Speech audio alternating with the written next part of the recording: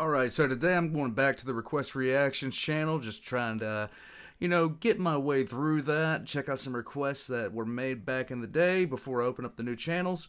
You guys are flooding the SCP Reactions request tab. It is massive right now. And you know what? More power to you guys. Keep on voting, keep on requesting, because I'll eventually get to them, or I'll die first.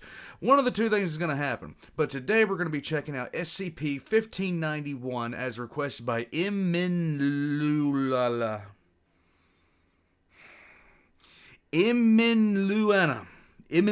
Okay, I'm good. This is a K-class scenario, and apparently, well, it's TheVolgun. I know I'm going to enjoy it. I know nothing about this. I did learn a little bit about K-class scenarios, so it's going to be interesting to see which one this one is. This one was mentioned a few times in the video I watched that was put out by SCP Illustrated. So I'm going to be interested to see where it goes from here.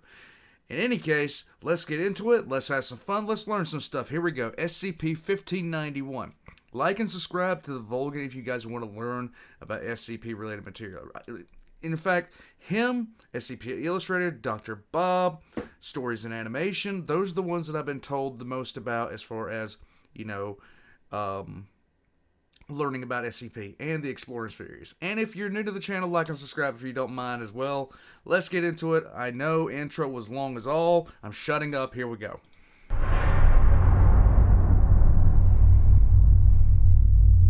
Fallen Star.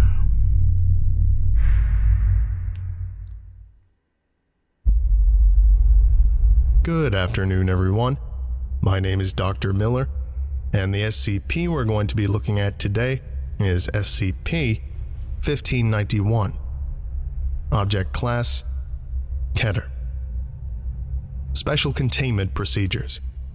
SCP-1591 is to be contained at Area 79, within a containment vault 100 meters below the surface level. Okay. SCP-1591 is to be placed in the center of this vault, with 30 high-intensity spotlights arranged in a 1-meter circular pattern above, below, and around it. Once every month, the spotlights are to be replaced by D-Class personnel due to the damage caused by SCP-1591's effect. An equivalent set of spotlights are to be kept in position outside the vault in case of containment procedures failing or being enacted incorrectly. A research and development team headquartered within Area 79 is completely dedicated to developing and engineering the increasingly advanced containment light mechanisms and maintaining the electrical infrastructure necessary to continue SCP-1591's containment. Materials from SCP have been implemented as part of their research, and use of other objects is under consideration. Okay. Photosensitive broadcasting units are to be set up above, below, and around the vault to monitor for a containment breach. If any photosensitive broadcasting units cease to function, surface teams are to prepare 75 high-intensity spotlights, with an intensity 600,000 lumens greater than SCP-1591's intensity, to cease the expansion of SCP-1591's effect. Okay. In the event that containment is breached, O5 Command is to be alerted to the possibility of an XK-class end-of-the-world scenario. Lovely. Description: SCP-1591 is a glass sculpture in the shape of a star, surrounded by 14 sheets of stained glass. The central sculpture weighs 1.2 kilograms, with the individual panels weighing 12 kilograms each. All components of SCP-1591 are suspended approximately 6 meters above the ground through an as-yet unknown mechanism. To date, efforts to effect the levitation of either the sculpture or the panels have been unsuccessful. SCP-1591 constantly produces light with gradually increasing brightness and intensity. Any surface illuminated by SCP-1591 will appear to become inconsistently transparent, and if not removed, any affected matter will disappear from observable space. Non-solid matter that makes contact with light produced by SCP-1591 will begin to rapidly decrease in temperature until it takes on a solid form. SCP-1591 is immune to its own effect. Okay, so basically, it makes light, but the light it makes makes you vanish. Oh, God, I love SCP. Here we go. Organisms will retain consciousness and mobility while being affected by SCP-1591, although the ability to create speech will be lost. Affected organisms will usually react in a panicked manner, attempting to flee from SCP-1591's light as quickly as possible. If an affected organism ceases being exposed to SCP-1591's light, it will quickly fade and vanish. Further research of this effect has been inhibited by the continued destruction of observational equipment. SCP-1591 being exposed to lights with a greater intensity than its own will cause the rate at which its brightness increases to be reduced by 10,000 lumens to 50,000 lumens every 24 hours. The intensity of the light produced by SCP-1591 does not decrease over distance. Okay. SCP-1591 was recovered in 1940 from Italy, where it was in the possession of known Serpent's Hand operatives. During initial containment, SCP-1591's effect was negligible, taking over 82 hours to completely destroy a 3x4x3 meter wooden block. It was contained within Site-77. Okay, so I know I didn't have a high opinion of the Serpent's Hand, but why did they take it away from the Serpent's Hand? Apparently, they were, they weren't doing anything to screw with it. 7's Safe Containment Wing. Focusing light on SCP-1591 was discovered to prevent its effect from spreading. Initially, the light required for containment of SCP-1591 was relatively low. In February of 1941, Site-77 was partially damaged by Allied bombing raids. These bombs caused SCP-1591's containment to be breached, resulting in most of the remaining portions of Site-77 being destroyed. No. After control of the facility was re-established, SCP-1591 was discovered to be significantly more hazardous and reclassified as Euclid. A second containment breach resulted in Site-77 being severely damaged and the loss of personnel. Addendum 519, 1941. Several documents relating to SCP-1591 were recovered by Mobile Task Force Sigma-3 bibliographers from a location inhabited by members of the Serpent's Hand. These included photographs, diagrams, and documents. One example has been included in this report. Playing log now. Okay, so straight up, the Serpent's Hand, I misjudged them based on everything that was said about them when I checked out something about the Serpent's Hand. I misjudged them completely. Compared to them, the SCP Foundation is like the wrong people to have this, and apparently they are the wrong people to have this, considering this has been around for probably as much time as it has been around, and they've been taking care of it. They took it from the Serpent's Hand, and now it's this, and this is bad. War with Elric. We had been at peace for almost 568 years, but they had decided to declare war upon us. The Verderers tried to assure us that we would be defended, safe from the king's wrath. Killed. All killed. I saw little boys strung up by their backs, snapping in half as they were wrenched upwards towards the stars. Women were struck down in the streets, lanced and stabbed until they begged to die. Men who fought back were blinded and made lame, then displayed proudly in shop windows. My mother was shaved, boiled, and eaten by a pillaging group of warriors. It was pure decimation, far beyond what had been necessary to bring vengeance to their kingdom. When the heavens saw this, they cast their eyes away, disgusted by the Elrichian carnage. The heavens cast themselves to earth. They could not stand to watch any longer, and soon they were falling every moment. First only on our lands, then on theirs, bringing in even worse carnage than what we had suffered.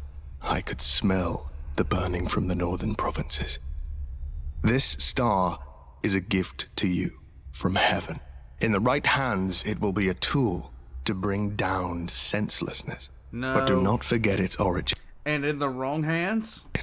If the hatred and carnage once again reach its light, it will cast down purity, wiping it from your lands. The stars are beautiful tonight. Not this one. The stars have started to come out. I can see them through the cracks in the ceiling. Used to be that on nights like this, I'd be in the Eastern Tower, watching them. I had one of those brass telescopes that the Academy uses, with knobs on the right side and the crooked stand. Grandfather had imported it from Changzhou for my 11th birthday. Only the heavens know how he was able to get a trader to land that far off. Nice. That telescope was something else. I was able to see the image of all the stars on the horizon. There were big stars, little stars, flashy stars, and the distant objects that Grandfather told me were moons and planets. Many nights would end with me fast asleep in front of it, a celestial book in my lap and a pudgy young face resting against the viewing piece. Grandfather said that these weren't really stars, just the images, the memories of how they looked, long past. It was an honor, he said, to be able to gaze upon such storied history. I remember one night, Grandfather took me out to the courtyard to watch the stars fall. It was beautiful. They danced and twirled through the sky, a seemingly endless supply of brilliance and color. They flashed and pulsed with light, as if they had been waiting for me to put on a show. Although I begged him for months and months, we never went out there again, even if it was only one trip. The image of the stars frolicking swiftly throughout the cosmos has stayed ingrained in my mind. The one thing I really do like about all these SCP articles is when they do something like this, they actually are good storytellers. It's not just setting the mood and everything like that, and the Volgun does an excellent job doing that kind of thing. It's what he's reading from these authors. So we got a general description of this thing about what it does, what it can't do, things like that. It was very clinical, but then it turns to this, and this is excellent writing. When I became head of the castle, there was no more nonsense like that. I was grown up, and there was to be no funny business on my watch. I made sure my son was given the greatest education in the land, and given tutelage in the widest berth of material. But for the study of the cosmos, we learned with each other. He and I would crowd around that dusty old telescope, keeping close watch on the heavens and their constellations. I miss him now, more than ever. When he was lost to the family, the entire nation seemed to grieve. All my defenders were sent to search. And when he was found broken and still at the border, there were no words that could describe my grief.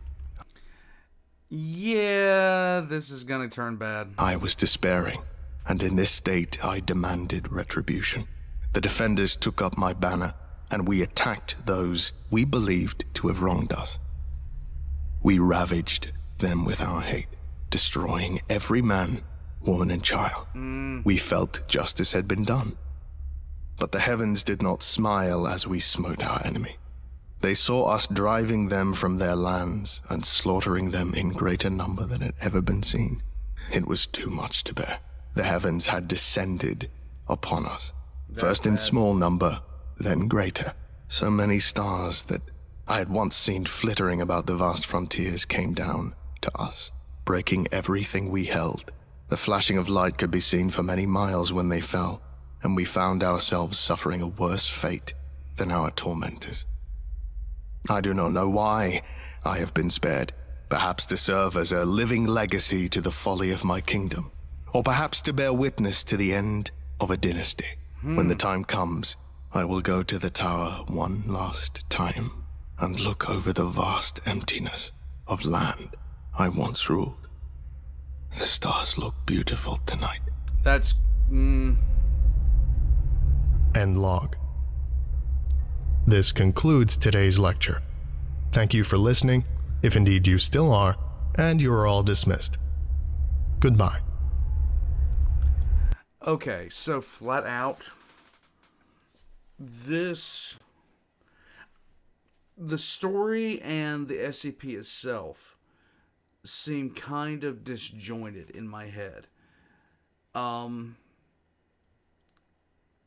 I hope there's other things about this that kind of tie those two in together, because what one sounds like is a meteor shower, the other one, the actual SCP itself, is much, much different. This guy's talking about explosions.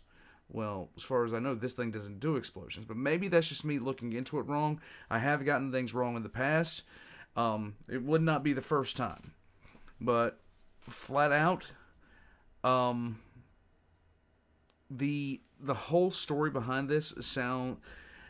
First of all, the thing's religious in origin. That's a given. Secondly, I'd like to know more about it. I'd like to know more stories about this particular SCP that tie in together. And this thing could quite literally cause everything to vanish. I am pretty sure that the bombing that happened is what caused basically this thing to grow. In any case, another SCP that I had no idea anything about, that I now have a rough understanding of. And that's the thing, like, when you're getting into any kind of new hobby or new wealth of knowledge, the one thing that you should never do to yourself, like, if you came to my channel learning about 40K and you ever asked me for advice, I'd tell you, pick one faction and just start learning about them. Don't try to learn everything at once, because you can't. You will literally burn out from all the things that you don't know, from all the things that you can't figure out, from all the things that you can't see. And just, if you're interested in a subject, take a look at it, but don't kick yourself for not remembering it, because I don't know anybody that's been a fan of 40K for less than, 4 years that knows legitimately at least 70% of the stuff out there. I don't even know that much. And I've been with this for decades. SCP seems to be is in the same kind of category. I have read some articles when I can. I've considered making my own videos if I can. And I've checked out some excellent creators who have basically expanded me into this, and my community has driven all of it. Oh, and the Exploring series. Well, how could I forget the Exploring series as one of those great creators? But at the end of the day, what it boils down to is, I'm not going to take myself and absolutely whip myself over the back for not remembering everything, because there's no way to. There's simply no way to. There's too much information. The best thing you can do is just have those moments where you smile when you get something, where you remember something, and you know something that you didn't know before. So with all that being said, guys, thank you for joining me, learning about all this stuff. Thank you for joining me, and thank you for recommending TheVolgun. Thank you for recommending the Exploring series, SCP Illustrated, Tales in Animation, Dr. Bob. Thank you for recommending all that, because this has been a whole different kind of trip for me. It's different. It's so much stranger for me, and it's kind of refreshing that I don't know I don't know enough about this to sit there and make a lot of comments. Usually when I'm talking about 40K stuff, when I'm checking out things from, Major Kill or Baltimore or something like that, I already know what they're going to say. I already know the general information they're about to put out in most cases. So it's really refreshing to be hearing things for the first time and getting that sensation that, hey, I'm learning this stuff again, Turning my rant off. Once again, guys, like and subscribe if you guys haven't already. I'm going to be putting all the Volgun's links down there. I'm planning on getting a banner from the Volgun and putting it on this wall. And so, yeah, my links will be in the description down below. Special thank you to the Patreons. You should, if you are a Patreon of the channel and you are not, and you're in the Discord, please message me directly and let me know your tier and everything like that. There's a couple of rooms that are available to you that aren't available to pretty much anybody else. There is the staff officer, and basically Patreon requests. I'm shutting up, and I'm going to go yeah, I'm just going to step away. Thank you guys for joining me, and I'll catch you next time.